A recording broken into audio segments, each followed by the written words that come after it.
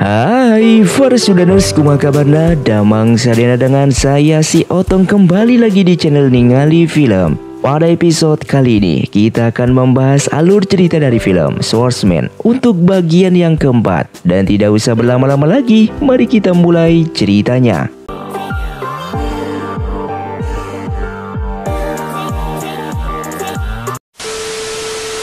Film pun dilanjutkan dengan Ketua Yue yang telah kembali ke Gunung Hua dan mendalami jurus Bisi Qianfa. Tapi ia mengalami kendala tidak mampu untuk menguasainya, sehingga memberitahukan Zhongze bahwa ia akan pergi ke tebing Gunung Hua untuk latihan pedang selama 3 bulan. Dan Ketua Yue pun memotong kemaluannya sendiri sebagai syarat melatih ilmu tersebut.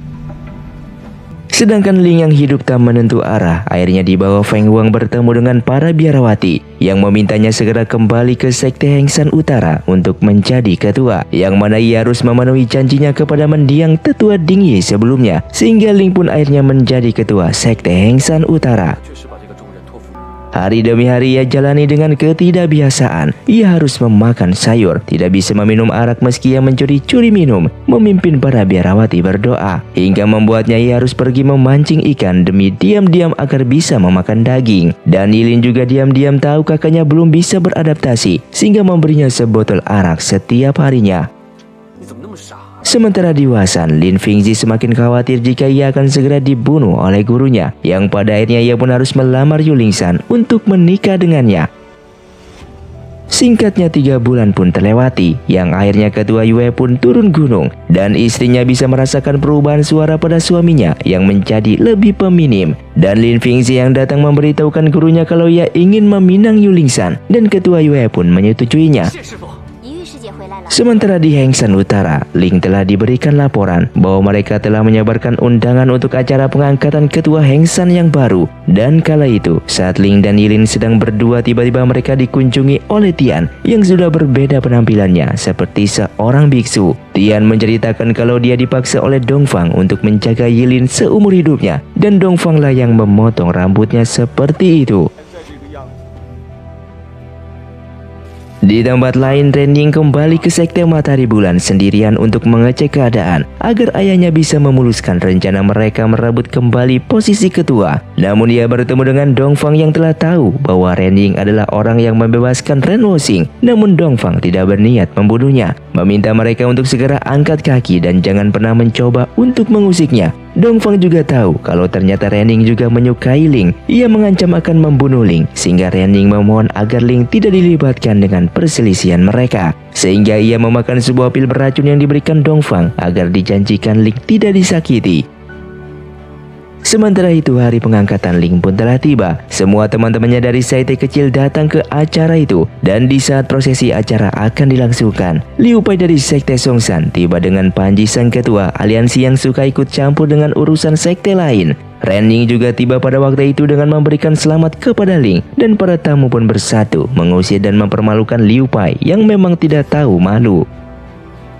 Setelah itu, Ling pun berbicara kepada Ketua Shaolin yang memberitahukan sejarah jurus Bisi Qianfa. Semua ini berawal dari kitab jurus bunga mentari yang ditulis oleh seorang hakim kerajaan. Kitab itu kemudian menjadi milik Shaolin, dan 2 senior Hausan yang kala itu mencuri baca kitab tersebut. Masing-masing mereka menghafal separuh kitab itu, dan setelahnya mereka pun mencoba mencocokkan 2 bagian hafalan tersebut, namun tidak sesuai. Dan Shaolin yang tahu kalau kitab itu telah dicuri mengutus Biksu Tuyen ke Huasan. Mereka bertiga justru mendiskusikan dan membuat versi yang baru. Versi yang baru dari jurus bunga mentari ini kemudian dicuri oleh Sekte Matahari Bulan. Dan Biksu Tuyen yang di kemudian harinya mengubah namanya menjadi Lin Liantu, leluhur dari Lin Fingzi. Sehingga Lin Liantu lah yang menciptakan jurus Bisi Qianfa yang diadopsi dari jurus bunga mentari. Sehingga keributan terjadi di Wulin sejak saat itu. Dan Lin Liantu dinasihati oleh mantan guru Shaolinnya, sehingga ia harus menyembunyikan rahasia dari jurus Bisi Qianfa agar tidak menjadi petaka, dan melarang keturunannya seperti Lin Zenan dan Lin Fingzi untuk tidak membaca kitab Bisi Qianfa yang asli yang mengandung rahasia kekuatan jurus tersebut. Dan rahasia dari kekuatan jurus Bisi Qianfa adalah dengan mengebiri kemaluannya seperti Ketua Yue lakukan. Setelah itu, Fang Sheng pun meminta Ling agar menghadiri pertemuan 5 aliansi yang diagendakan oleh Ketua Zuo untuk meleburkan 5 sekte menjadi satu. Mereka tidak ingin Ketua Zuo menjadi penguasa dan para Shaolin akan hadir di sana. Ling pun mengantar kedua biksu ini untuk pulang, namun di tengah jalan mereka dicegat oleh para pasukan Sekte Matahari Bulan yang dikirim Dongfang untuk menangkap Ling. Beruntungnya Renning datang dengan membawa plakat ketua palsu mengusir mereka dan berhasil membujuk tetua bernama Sang Guanyun untuk kembali mengabdi ke sisi Ren Woxing. Ling pada akhirnya diceritakan oleh Renning bahwa ia telah diracuni oleh Dongfang dan ia pun akan kembali ke markas bersama sang ayah untuk merebut posisi ketua kembali. Ling pun mengajukan dirinya untuk membantu Renning dalam misi tersebut. Dengan bantuan Sang Guanyun, Ling berpura-pura sebagai tahanan yang ditangkap dengan menyamar masuk ke tebing Sekte Matahari Bulan. Mereka pun disambut oleh Lianting yang wajahnya mirip dengan Ling. Mereka lalu dibawa masuk ke aula ketua dan Ren Woxing menggunakan kesempatan itu menyerang Dongfang yang ditaklukkan dalam sekejap. Tapi ternyata itu adalah ketua palsu dan Lianting pun diancam untuk membawa mereka menemui sang ketua, sehingga Lianting memperdayai menjebak mereka ke sebuah pavilion di tengah danau. Semakin berat beban pavilion yang diterjang pusaran air, maka semakin cepat pavilion itu akan runtuh, sehingga Ren Woxing menggunakan tenaga dalamnya melambungkan dua bawahannya. Dan takut Ren Woxing membunuh mereka, Ling pun terjun ke dalam air untuk mengurangi beban yang tanpa ragu diikuti oleh Renning yang juga ikut terjun. Keduanya terperangkap dalam pusaran air dan Ling seakan-akan tidak percaya melihat Renning begitu berani mengikutinya. Mereka pun berhasil keluar dari pusaran air tersebut dan Renning menyatakan ia tidak bisa hidup jika lelaki di hadapannya telah mati. Lianting lalu melaporkan kepada Dongfang kalau Ling datang ke sini dan tak lama setelah itu dia pun dibunuh oleh sosok misterius yaitu Ren Woxing yang kemudian mayatnya dibawa ke hadapan Dongfang yang membuatnya marah. Setelah itu Dongfang pun berhasil menemukan Ling dengan Renning yang sedang bergandengan tangan, yang membuat Dongfang harus menyerang Renning sehingga pertarungan Ling dengan Dongfang pun terjadi di sana. Saat itu Ling harus terpukul mundur menghadapi jurus Dongfang walaupun mereka cukup seimbang, yang pada akhirnya Ling pun dikalahkan. Namun Ling kembali melanjutkan pertarungan tersebut hingga ke pinggiran tebing. Dan tiba-tiba Ren Woxing pun muncul yang menyerang Dongfang yang jatuh tak terkontrol ke jurang, sementara Ren Woxing terkena jarum. Ling pun ikut terjun ke dalam jurang, menyelamatkan Dongfang yang menanyakan siapakah wanita yang dicintainya. Dan Ling pun menjawab jika Dongfang lah yang akan selalu di hatinya, yang membuat Dongfang merasa puas dengan jawaban tersebut, sehingga ia pun mendorong Ling ke atas tebing dan membuatnya jatuh ke dalam jurang. Setelah itu Ling hanya bisa berduka atas kematian wanita yang ia cintai, dan Ren Woxing yang menemukan kitab bunga mentari pun menunjukkan pada putrinya dan Ling kalau untuk melatih jurus tersebut haruslah memotong kelamin, dan ia pun memang tidak punya nyali untuk mempelajari ilmu tersebut sehingga ia menghancurkan kitab itu berkeping-keping. Dan pada akhirnya Ren Woxing pun kembali menjadi sang ketua Sekte Matahari Bulan dengan mengampuni semua bawahannya yang telah mengkhianatinya dulunya. Setelahnya Ling pun mengungkapkan keinginannya untuk selalu bersama dengan Renning karena ia tak sanggup mengecewakan wanita yang telah melakukan banyak hal untuknya dalam setiap kesempatan. Akan tetapi Ling khawatir dengan ayah Renning yang dinilainya haus kekuasaan, dan ucapan itu pun didengar oleh Ren Woxing yang membuatnya harus memancarkan Ling. Renning pun diam-diam menyelinap ke dalam penjara dan membebaskan Ling. Tapi di saat Ling mengajak Renning untuk ikut bersamanya pergi, tawaran itu pun ditolak olehnya.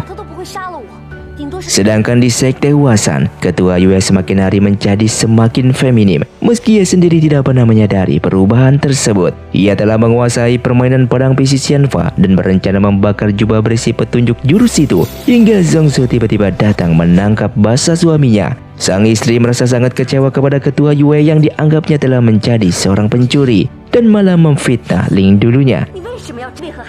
Sementara itu Lin Fengzi dari luar mencuri dengar percakapan itu, dan Zhongse memohon kepada suaminya untuk berhenti berlatih Pisi Xianfa karena ia sangat sadar suaminya telah berubah mulai dari suara dan perilakunya setelah diberitahukan sikapnya menjadi semakin feminim oleh istrinya. Ketua Yue akhirnya membuang jubah itu keluar jendela dan Lin Fengzi seketika itu langsung membawanya pergi. Ia tertawa kegirangan akhirnya ia bisa mengambil kembali jurus pusaka keluarganya. Namun ia pun harus kecewa ketika ia melihat petunjuk tersebut untuk melakukan pemotongan kelamin, yang merupakan syarat rahasia dari jurus tersebut agar bisa efektif. Setelah Lin Fingzi yang mengetahui kenyataan tentang jurus tersebut, maka ia menjadi sangat galau di antara membalas kematian kedua orang tuanya atau Yu Lingshan di hadapannya yang telah sedikit banyak mulai ia cintai. Sementara itu Lao Deno terus mengawasi gerak-gerik ketua Yue dan berhasil mencuri kitab bisi Qianfa. Lalu ia serahkan kepada ketua Zuo yang membuat ketua sekte Songshan ini sangatlah senang dengan menyatakan akan bermeditasi mempelajari ilmu tersebut sebelum hari pertemuan 5 sekte diadakan. Setelah pergolakan batin yang cukup panjang, akhirnya Lin Fingzi menempuh jalan yang akan membuatnya tidak akan bisa memilih keturunan lagi, serta melatih visi Qianfa kembali dan membakar jubah berisi ilmu itu. Setelahnya hari pernikahan pun tiba, ia sengaja minum sampai mabuk, melantarkan istrinya di malam pertamanya yang hanya bisa meneteskan air mata. Tidak ada satu malam pun yang Yu Lingshan lalui tanpa diacuhkan oleh suaminya yang memang sudah tidak mampu membahagiakannya.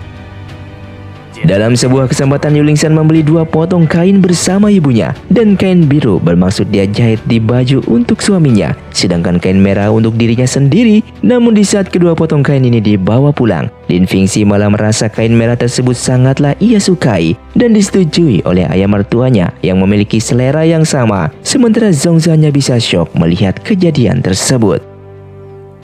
Singkatnya, hari pertemuan 5 sekte pun akhirnya tiba menghadiri pertemuan itu. Selain kelima aliansi, sekte King Chen dan Shaolin yang diundang pun ikut hadir di sana. Saat itu terdapat beberapa sekte yang menyetujui usulan tersebut dan ada juga yang menolaknya. Sehingga akhirnya para sekte pun mengakui keputusan itu untuk membuat sekte besar dari gabungan kelima sekte. Kini hanya tersisa permasalahan untuk memilih sang ketua, dan ketua Zuo menyatakan besok akan dilakukan pemilihan ketua dengan cara berduel.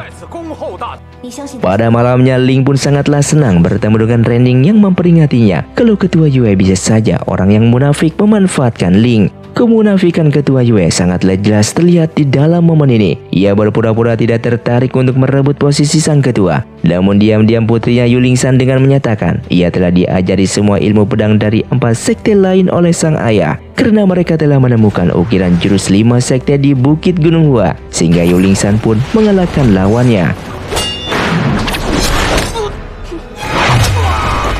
Ronde berikutnya, Moda pun maju memainkan pedang kecapinya, dan ketua sekte Hengshan Selatan ini tidak terlalu serius melawan Yu Lingshan yang dianggap sebagai juniornya. Namun Yu Lingshan justru menggunakan kesempatan itu untuk melukai Moda. Setelah itu Ling pun maju demi mendukung ketua Yue dan tidak berniat mengalahkan wanita yang pernah ia cintai. Ling dengan sengaja menerima tusukan pedang hingga dia sendiri terluka. Dan selanjutnya ketua Zuo pun akhirnya maju mengalahkan Yu Lingshan dengan satu tangannya.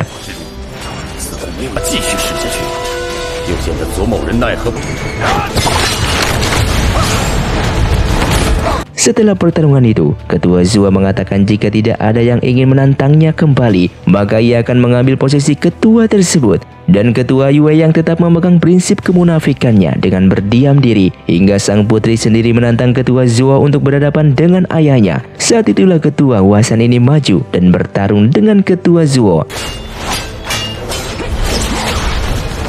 Kedua orang ini menggunakan ilmu visi Qianfa-nya, tapi yang satu dikebiri dan yang satu lagi tidak. Dan ketua Zuo pada dasarnya lebih kuat daripada ketua Yue. Namun karena ketua Yue ini telah belajar visi Qianfa, maka ia menjadi sedikit lebih kuat. Hingga akhirnya ketua Yue menggunakan jarum rahasianya yang ia gunakan untuk membutakan sang ketua Zuo. Dan ketua Yue lalu berbisik kepada sang ketua Zuo bahwa kitab bisi Qianfa yang Lao Deno curi darinya adalah kitab palsu. Sedangkan Lin Fingzi menghampiri Yu Changhai dengan menantangnya untuk bertarung dini hari nantinya. Dan para sekte Hengshan yang beristirahat di arena pun melihat Lin Fingzi yang bertemu dengan Yu Changhai. Ketua Yu Changhai dan semua muridnya pun dilumpuhkan oleh Lin Fingzi yang menyatakan ia tidak akan membunuh mereka dengan mudah, dikarenakan ia akan meneror mereka untuk membalaskan kematian kedua orang tuanya. Ancaman itu pun ditepati Lin Fingzi esoknya saat ia meneror ketua Yu Changhai dengan membunuh 2 muridnya tepat di hadapannya yang tidak berani berbuat apapun. Malamnya lagi Lin Fingzi kembali meneror Yu Changhai bersama Yu Lingshan yang kesulitan dikeroyok. Melihat Ling yang cemas dengan Yu Lingshan, Renning pun menyelamatkan Yu Lingshan yang dalam keadaan bahaya, sementara Lin Fingzi hanya mencueki istrinya. Keesokan harinya Lin Fingzi kembali datang ke kedai makan untuk meneror Yu Changhai, hingga Mu Gaofeng pun datang membawa Yu Lingshan sebagai tawanan. Dalam sekejap pertarungan pun berlangsung. Dan di saat Mu Gaofeng itu ditusuk Lin Fingzi, racun dalam tubuhnya menyembur keluar sehingga mata Lin Fingzi menjadi buta. Dan Yu Changhai pun tewas di tempat setelah dilemparkan pedang oleh Lin Fingzi. Setelah itu Ren Ying yang mencemaskan Yu Lingshan mengajak Ling untuk membuntuti mereka. Kedua orang ini menyamar sebagai penduduk biasa. Sambil bergandengan tangan, Ling menyatakan alangkah indahnya bila mereka berdua bisa hidup seperti penduduk desa. Keduanya pun berhasil membuntuti dan mencuri dengar Lin Fingzi yang sedang bertengkar dengan istrinya. Lin Fingzi menceritakan kebusukan ketua Yue yang mendekatinya dari awal demi kitab Bisi Qianfa. Bahkan ia juga menceritakan bagaimana ayah Yu Lingshan mencuri kitab Bisi Qianfa dan memfitnah Ling. Serta ketua Yue pun telah menusuknya di malam itu dengan menyamar sebagai pembunuh. Pada akhirnya Lin Fingzi pun memberitahukan kenyataan bahwa ia bukanlah lelaki sejati karena ia telah mengebiri dirinya sendiri untuk belajar Bisi Qianfa. Dan hal itu juga berlaku pada ayahnya, sehingga Yu Lingshan sangat terpukul menerima kenyataan pahit tersebut. Setelah itu Lao Deno juga datang dengan membuka topengnya dan mengajak Lin Fingzi ikut dirinya ke Songshan untuk bekerja sama dengan ketua Zuo dalam mengalahkan ketua Yue yang munafik. Di momen ini Yu Lingshan juga akhirnya sadar jika kakak pertamanya tidak membunuh Lao Deno. Dan sebelum pergi Lin Fingzi menanyakan di mana istrinya dan berpihak dirinya atau sang ayah. Hingga Yu Lingshan mengatakan jika saat ini ia hanya ingin menjadi seorang biksu agar bisa selalu dekat dengan Ling. Dan Lin Fingzi yang mendengarnya pun menancapkan pedangnya ke tubuh Yu Lingshan. Seketika itu Ling pun keluar dan Lao Deno membawa Lin Fingzi kabur dari sana. Yu Lingshan yang pingsan dirawat oleh mereka. Hari demi hari mereka rawat gadis itu hingga suatu hari Ling pun menemukan Yu Lingshan yang tiba-tiba hilang. Mereka mencari ke sekitaran melihat Yu Lingshan yang ingin bunuh diri. Dan Ling pun berhasil membujuknya untuk mengurungkan niat tersebut. Hingga Yu Lingshan terus ditemani oleh Ling yang mencoba menghiburnya.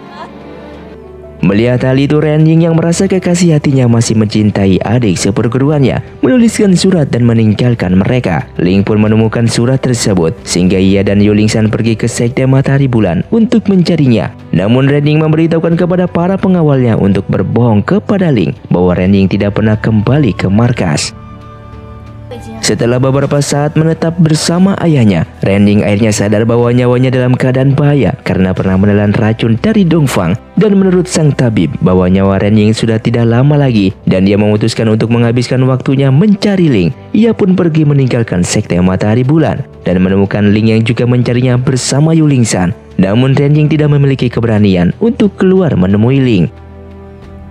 Merasa pencariannya terhadap Ren Ying tidak membuahkan hasil, Ling pun memutuskan untuk membawa Yu Lingshan menuju sekte Songshan mencari Lin Fingzi terlebih dahulu.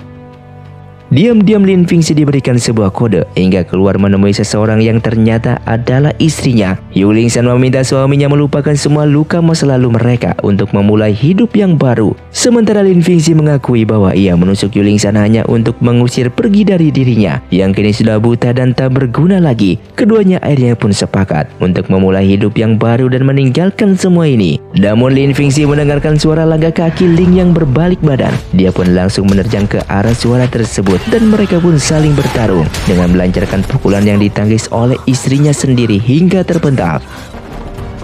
Setelah itu Lin Fingzi pun kabur dari sana dan Yu Lingshan dalam keadaan sekarat berpesan pada Ling menjaga Lin Fingzi untuk dirinya dan ia pun meninggal begitu saja.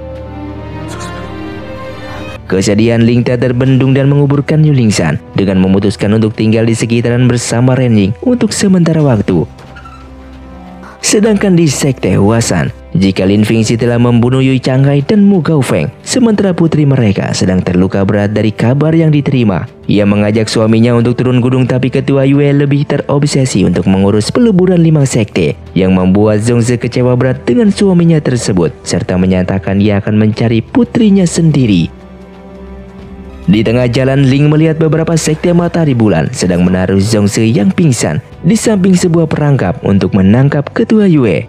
Setelah mereka pergi, Rending berlari ke arahnya sambil dikejar oleh ketua Yue dan menotoknya dengan menanyakan keberadaan putrinya. Ling pun menjawab jika Yulingsan tewas dibunuh oleh suaminya sendiri. Ketidakpercayaannya ketua Yue membuat mereka berdebat hingga Rending memaki ketua Yue sebagai manusia yang licik, yang bahkan mengebiri dirinya sendiri untuk belajar ilmu bisi Cienpa. Dan pertarungan terjadi sehingga ketua Yue terperangkap pingsan kehabisan tenaga. Sementara Zhongze yang tersadar diberitahukan bahwa Lin Fingxi telah membunuh putrinya. Zhongze lalu meminta Ling berjanji untuk membalaskan kematian putrinya itu. Tapi diberitahu balik pesan terakhir putrinya bahwa Ling untuk menjaga Lin Fingxi. Dan Zhongze yang mendengar hal tersebut pun langsung melakukan bunuh diri. Sedangkan ketua Yue yang tersadar langsung diberikan racun khas Sekte Matahari Bulan yang membutuhkan penawar dalam sebuah periode waktu tertentu, sehingga mengancam ketua Yue untuk tidak menyerang mereka. Ketua Yue lalu meminta Ling untuk mengurus jasad istrinya dan pergi begitu saja. Setelah itu Ling pun menguburkan Zhongze di sebelah Yulingsan, dan Ling tampaknya sudah muak dengan semua pergolakan di Wulin dan ingin meninggalkan tempat tersebut bersama Rending.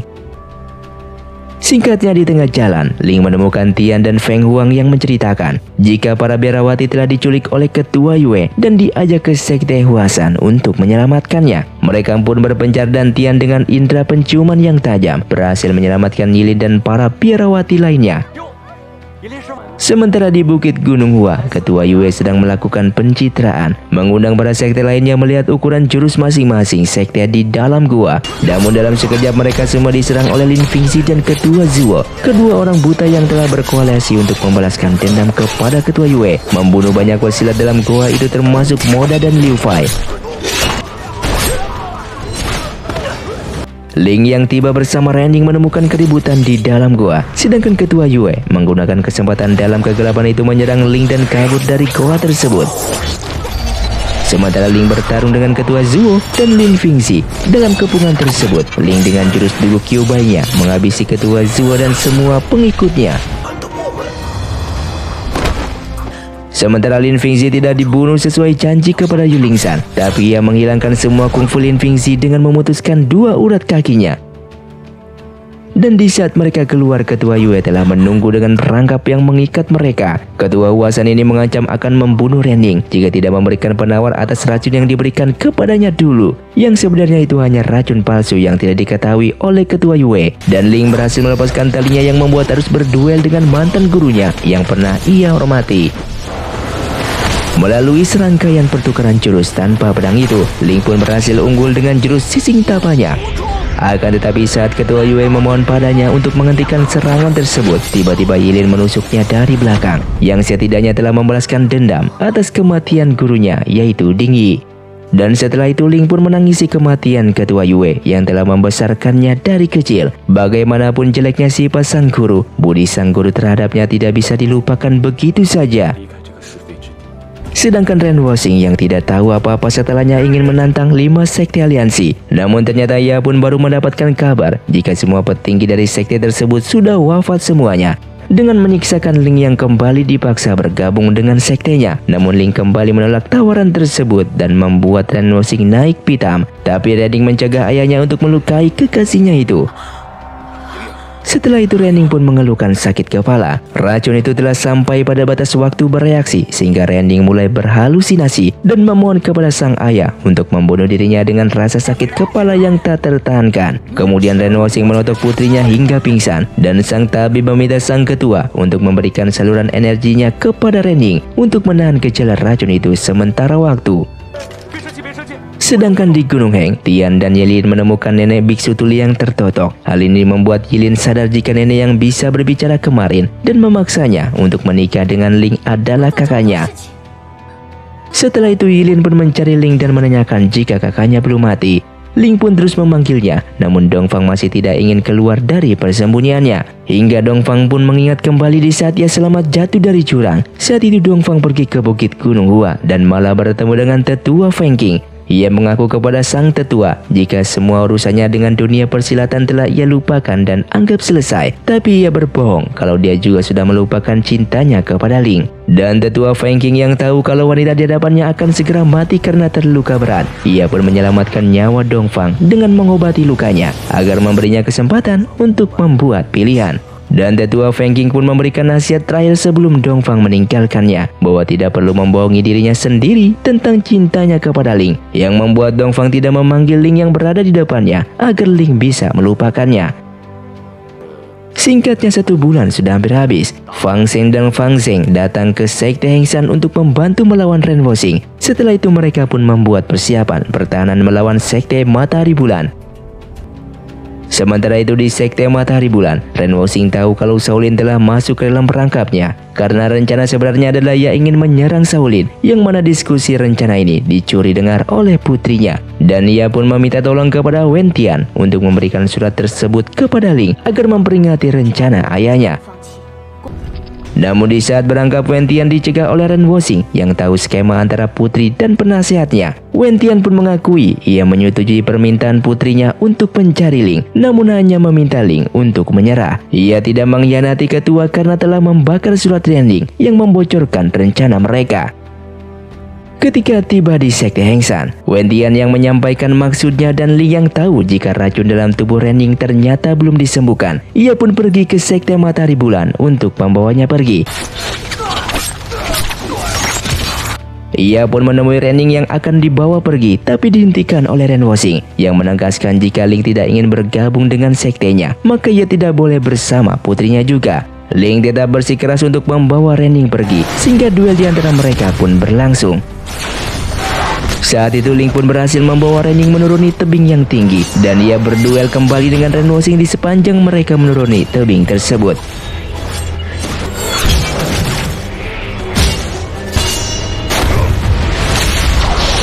Hingga akhirnya mereka bertiga terjatuh ke bawah.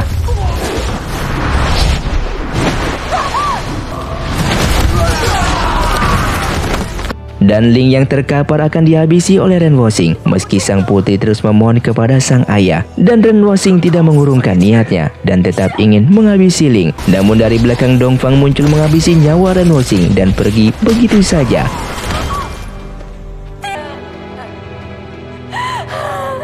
Saat itu Ren Ling sangat bersedih atas kematian ayahnya dan melakukan acara pemakaman. Setelah itu mereka pun ke Sekte Heng San, dan Ling pun menggunakan kesempatan itu untuk keluar dari ketua sekte dan mencari menggantikan posisinya agar ia bisa mendapatkan kebebasan yang ia inginkan selama ini. Sebelum pergi, Ling dan Ren Ling menemukan Yilin yang tengah berdoa di altar kuil untuk kebahagiaan mereka berdua. Di saat keduanya diantar ke bawah gunung untuk berpisah, Ling berbisik ke telinga Yilin dengan mengucapkan terima kasih banyak. Wen Tian yang berada di makam Ren Woxing, Ren Ling menggunakan kesempatan itu menyerahkan posisi ketua kepadanya. Saat ini tujuan Ling dan Ren Ling telah tercapai. Mereka berdua berhasil keluar dari kegilaan dunia persilatan, kecuali racun dalam tubuh Ren Ling yang belum hilang dan membuat nyawanya tidak bertahan lama lagi. Dalam suatu malam, Ling menemukan kain ikat kepala yang terbang ke arahnya dan ia tahu bahwa itu adalah Dongfang. Mereka pun bertemu dan Ling pun langsung meminta penawar dengan menodongkan pedangnya. Hingga Ling pun menyerang Dongfang yang menerima pukulan itu tanpa menangkis. Dongfang pun mengatakan pukulan itu ia terima atas perbuatannya yang telah meracuni Ren Ling dulunya. Namun dia menegaskan tidak ada penawar untuk racun tersebut. Kesalahpahaman yang terjadi di antara mereka cukup tragis dan Dongfang sekali lagi menanyakan Ling apakah pernah mencintainya. Ling pun menutup matanya dan Dongfang hanya tersenyum serta merasa sudah mendapatkan jawabannya itu. Ia berkata akan menghilang dari hidup Ling selamanya dan semoga di kehidupan mendatang mereka bisa bertemu kembali. Setelah berjalan pergi beberapa langkah, Dongfang pun berhenti berbalik dan kembali menghampirinya dengan memberikan hadiah perpisahan.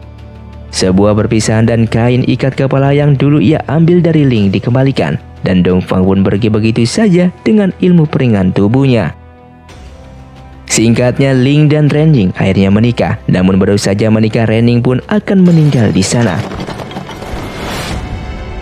Ling pun putus asa dengan semua wanita yang ia cintai telah meninggalkannya semua dan dia bermaksud untuk menghabisi nyawanya sendiri hingga sang tabib datang menghentikannya dengan memberitahu ia sudah menemukan penawar untuk mengobati Ren Ling.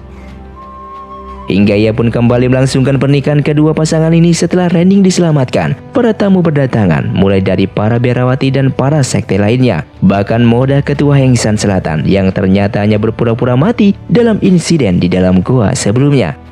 Tian juga datang dengan membawa sebuah hadiah yaitu Laudeno, dan Ling yang ingin membunuhnya dicegah oleh Renjing dengan menyarankan agar Laudeno dikurung bersama para monyet di belakang hutan. Ling lalu menanyakan kejelasan racun dalam tubuh istrinya, dan sang tabib meyakinkan bahwa racun pada tubuh Renjing telah sepenuhnya hilang. Setelah meyakinkan mereka, sang tabib mengingat kembali sebuah rahasia pertemuannya dengan Dongfang. Dongfang memberitahukan ada sebuah cara untuk menolong Renjing, yaitu dengan memberikan jantung dari seseorang yang kebal terhadap racun tersebut, dan jantung yang dimaksud adalah jantung miliknya. Ia pun meminta sang tabib untuk berjanji merahasiakan hal tersebut, dan suatu saat ini ia akan membuang jasadnya ke danau es. Hingga sang tabib pun menyetujui dan menepati janji tersebut. Setelah itu mereka berdua ke makam Yulingsan dengan memberitahu Yulingsan yang selalu mencintainya bahwa saat ini ia telah menikah. Ling pun memberitahukan bahwa ia telah menepati janjinya untuk menjaga suaminya yang ditempatkan di sebuah tempat yang tidak ada orang yang bisa menemukannya, bahkan menyakitinya, dan tempat itu adalah sebuah bencana.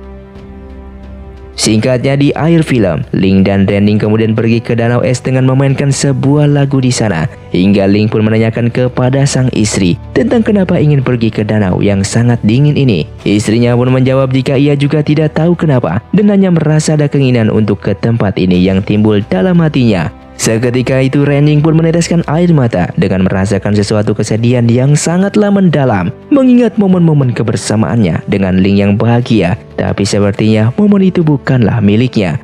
Dan Ling melihat istrinya yang sangat bersedih ketika berada di sini, hingga mengajaknya untuk pulang ke rumah. Sementara itu Dongfang yang berada di dalam danau es yang sangatlah dalam, membuka matanya dan hanya bisa tersenyum.